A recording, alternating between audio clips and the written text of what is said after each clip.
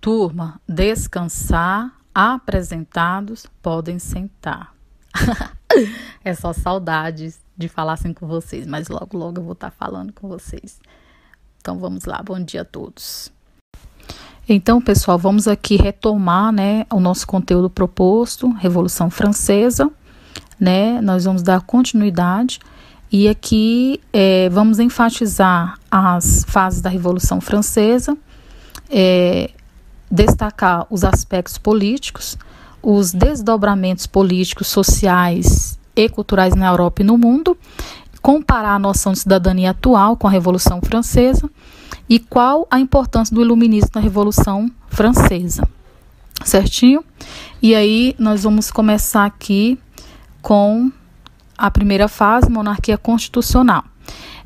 No vídeo anterior, eu iniciei, falando sobre a monarquia constitucional, porém não dei uma enfatizada e vou dar continuidade agora, certinho?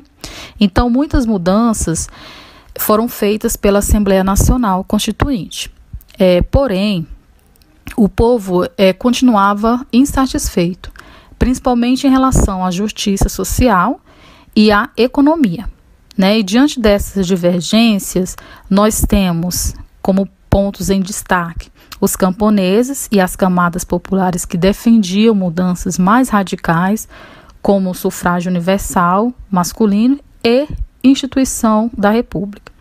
Os clérigos e nobres, refugiados em países vizinhos, que se preparavam para a volta ao poder. O rei e a sua família tentaram fugir da França, mas foram capturados em junho de 1791.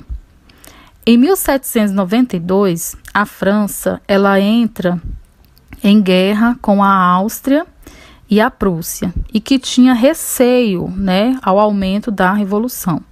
Ainda nesse mesmo ano, a família real foi pega pelos sans-culottes, ou seja, camadas populares,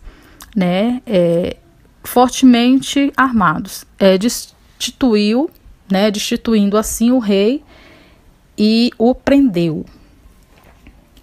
Novas eleições foram realizadas com base no sufrágio universal, dissolvendo assim a Assembleia Legislativa, formando uma nova Assembleia denominada Convenção Nacional, que aí nós temos aqui na segunda fase, que ela é conhecida também como período do terror, pois em 1793, por pressão dos jacobinos e da população de Paris, o rei Luís XVI foi julgado, executado na guilhotina, acusado de traição, o que causou indignação aos defensores do antigo regime, que se uniu para derrotar a França.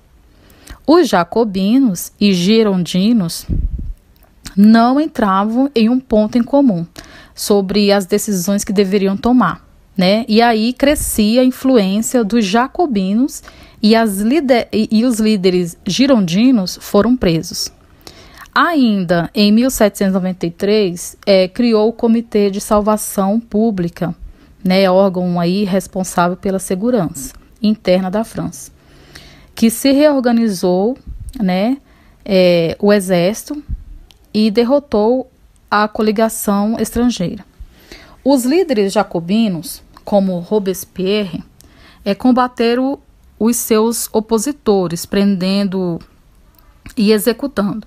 E nesse mesmo ano, em 1793, mais de 300 mil pessoas foram presas, 17 mil executadas na guilhotina. Portanto, os jacobinos, eles não podem ser lembrados somente pela repressão, mas por concretizarem alguns ideais iluministas, como, por exemplo, a liberdade e igualdade perante a lei, aboliu a escravidão nas colônias francesas, aprovou o sufrágio universal masculino, confiscou terras da nobreza imigrada e distribuiu para os camponeses pobres, certinho?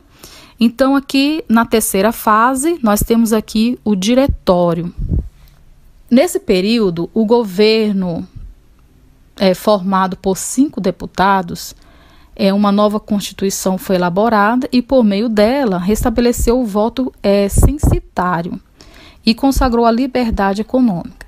No entanto, foi incapaz de garantir a estabilidade desejada pela burguesia.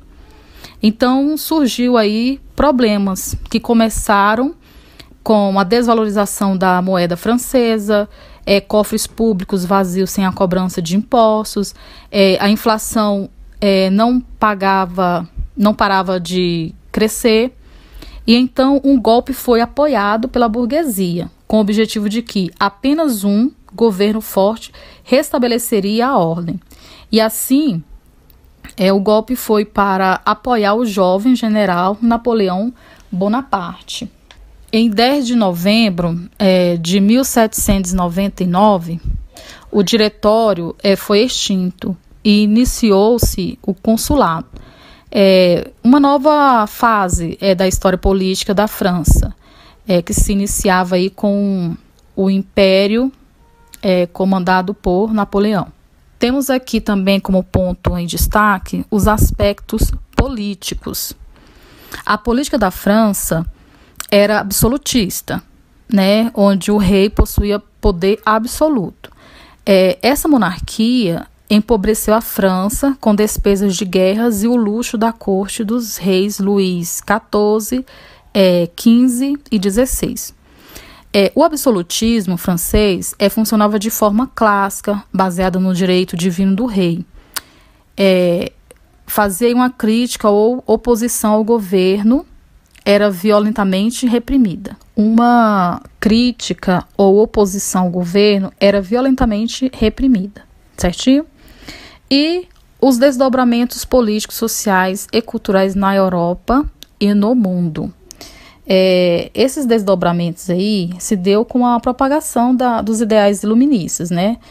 Transformando assim todos os aspectos, tanto políticos, sociais, econômicos e culturais, na Europa como no mundo todo. E até se perpetuando aí até a atualidade.